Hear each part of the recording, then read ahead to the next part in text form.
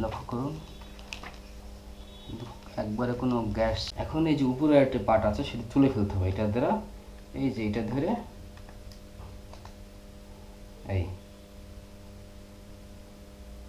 উঠে ফেললাম সেকেন্ড পার্টটা।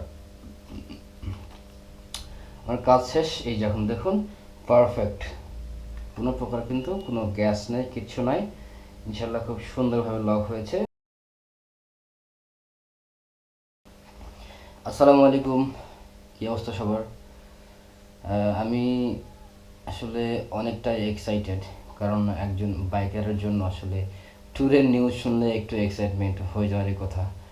সো সব কিছু ঠিকঠাক থাকলে ইনশাআল্লাহ আগামীকাল সাজেকের উদ্দেশ্যে রওনা দিচ্ছি।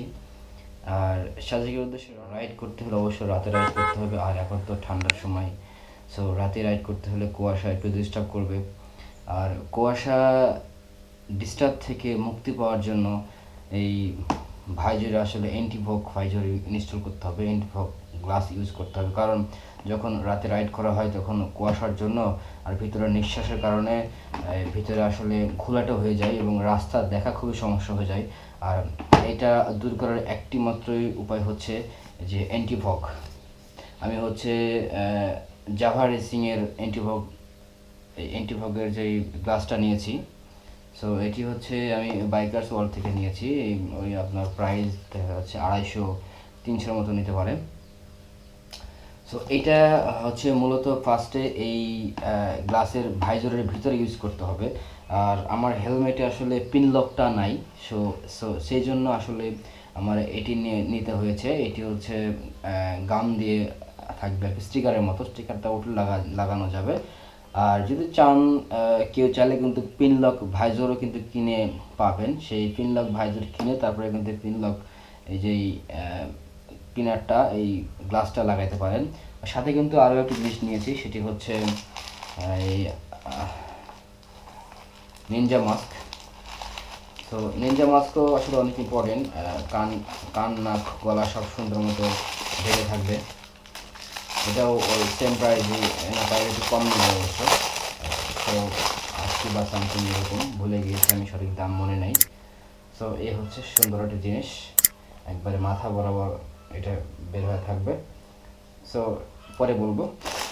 তো এখন হচ্ছে এটি ইনস্টল করতে হবে এখানে। তো তার আমি আগে গ্লাসটা আপনাদের দেখিয়ে নিই।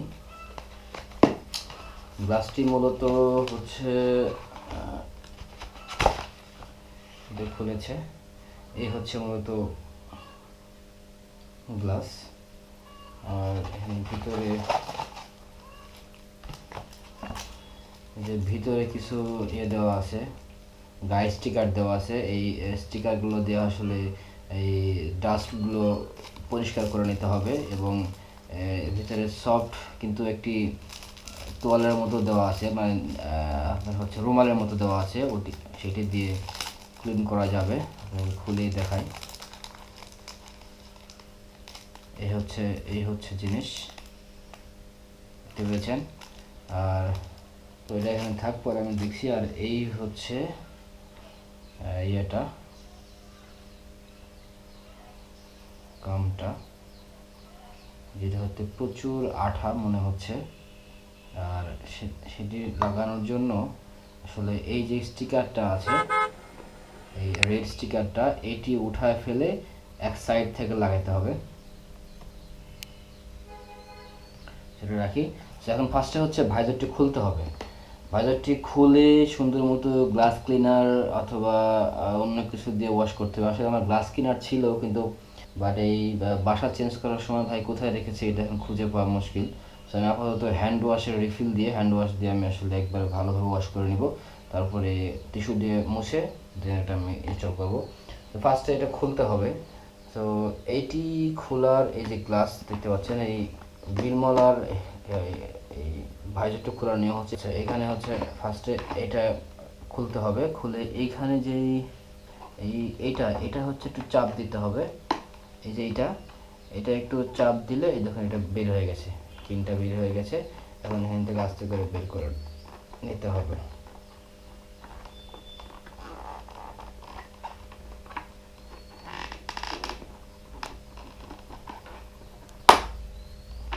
অবস্থা। সো এই পাশেরটাও সেম ভাবে অবশ্যই সাবধানে করতে হবে, এছাড়া এই লকটি কিন্তু খুলে যেতে পারে। সো আমার খোলা শেষ। এটা আমি ভালো মতো ওয়াশ করে নিয়ে আসি, তারপরে এটি লাগাবো। সো ফ্রেন্ডস, এই তো আমি একবারে ফ্রেশভাবে ওয়াশ করে নিয়ে এসেছি। এখন টিস্যু পেপার দিয়ে আমি আস্তে করে আলতো করে একটু মুছে নিব। আগে উপরের সাইডটা মুছে নিই, কারণ উপরের সাইড অতটা আমার দরকার নেই। এখন যে অ্যান্টি ফগ গ্লাসটা ইউজ করব, এটি কিন্তু হচ্ছে গাম দিয়ে, আঠা দিয়ে।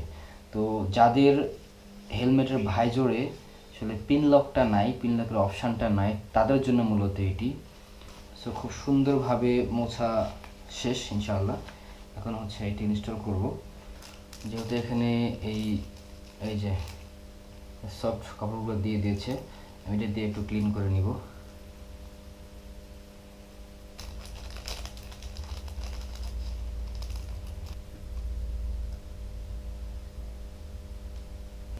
এটিতে ডাস্ট উঠা ফেলতে হবে, এভাবে একটু করে আগাই। এখন হচ্ছে ওঠানো ডাস্ট ক্লিনার শেষ, আর কোনো ডাস্ট দেখতে পাচ্ছি না।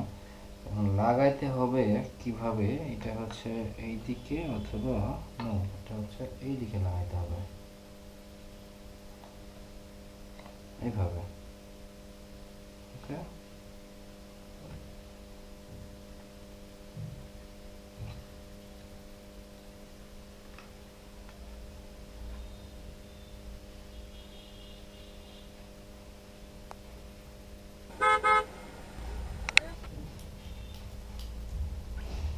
এই পাশেরটা খুলে ফেলতে হবে।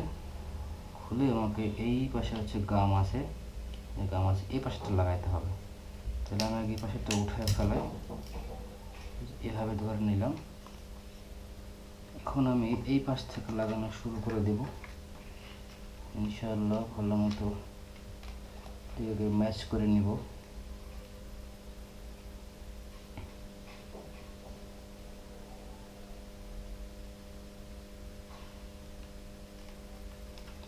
এখন সমান তালে এটা দিয়ে এই জায়গাটাতে আমি একটু চাপ দেওয়া শুরু করে দেব, এইভাবে। ঠিক, কোনো ধরনের কোনো গ্যাস যেন না থাকে।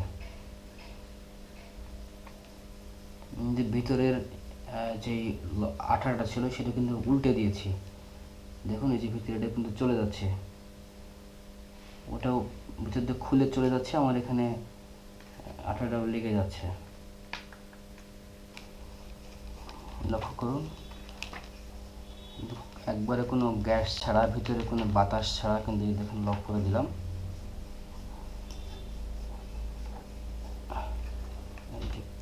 এই ভিতর থেকে এটা বের হয়ে গেল। এখন এই যে আমার মোটামুটি লক করা শেষ। এখন আমি ভালো মতো এটা একটু লাগাই দিই, যেহেতু উপরে আরেকটি পার্ট উঠে যাবে।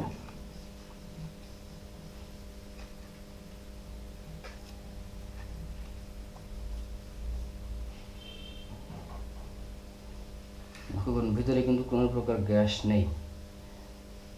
হ্যাঁ, ইনশাল্লাহ পারফেক্টভাবে লক হয়েছে। এখন এই যে উপরে একটা পার্ট আছে সেটা তুলে ফেলতে হবে এটা দ্বারা। এই যে এটা ধরে এই উঠে ফেললাম সেকেন্ড পার্টটা। আমার কাজ শেষ। এই যখন দেখুন পারফেক্ট, কোনো প্রকার কিন্তু কোনো গ্যাস নেই, কিচ্ছু নাই। ইনশাল্লাহ খুব সুন্দরভাবে লক হয়েছে। একটু এদিক সেদিক হয়েছে, হালকা একটু মাপ, এপাশে কম বেশি হয়েছে, এপাশে কম হয়েছে, এটা কোনো ব্যাপার না, ঠিকঠাক মতো দেখা গেলে হয়েছে। তবে ওই লকটা যেটা আছে পিন লক, যেটা ওটা হলে কিন্তু ভালো হতো, কারণ এই পাশে দুই পাশে লক দেওয়া আছে, জাস্ট লকে ম্যাচ করে দিলেই কাজ শেষ। আর এটা এমনভাবে লাগিয়েছি ইনশাল্লাহ ভিতরে কোনোভাবেই কোনো কুয়াশা যাবে না। দেখি আমি সাদের ট্যুরটা শেষ করে আসি, আসলে তারপরে বুঝে যাবে কি কন্ডিশন। অবশ্যই ফিডব্যাক জানাবো, সে হচ্ছে বিষয়। এখন হচ্ছে আমি সুন্দর মতো আমি হেলমেটে এটি ইনস্টল করে দেব। সো ইনস্টল করার জন্য হেলমেট আসলে অপরিষ্কার, তবে পরিষ্কার করার দরকার নেই। সেম ভাবে এই যে এই পিনটা দেখতেছেন, এই পিনটা আগে এই জায়গাটাতে ম্যাচ করতে হবে, তারপর এটা টান দিয়ে এটা ভিতরে ঢোকাইতে হবে। সো আমি আগে এখানে এটা ভাঁজ করে এই যে দেখুন একটু উপর দিকে উঠে ঢুকাইলাম, দেন হচ্ছে এটা চাপ দিয়ে এই স্পেসের মধ্যে এটা আমি লক করে দিলাম। দেখুন এই যে কাজ শেষ। এখানে কিন্তু কোনো কষ্ট বা কোনো ভাঙ্গার কিছু নেই। কমপ্লিট। এই যে আমার পিন লক আমার হচ্ছে এন্টিফগ ভাইজরটি ইনস্টল করা শেষ। অবশ্যই দেখতে পাচ্ছেন ভিতরে দেখা যাচ্ছে। তো ইনশাল্লাহ ভালো কিছু হবে, ভালোভাবে রাইড করতে পারবো। সো ইনশাল্লাহ সব কিছু ঠিকঠাক থাকলে তো কালকে যাচ্ছি। আর সবার দোয়া প্রার্থী, দোয়া করবেন। আর সাদেকের কথা হবে এবং ইনশাল্লাহ সাদেকের ব্লগ রিসেন্টলি আসতেছে। ওকে, থ্যাংকস ফর ওয়াচিং। আসসালামু আলাইকুম রহমতুল্লাহ।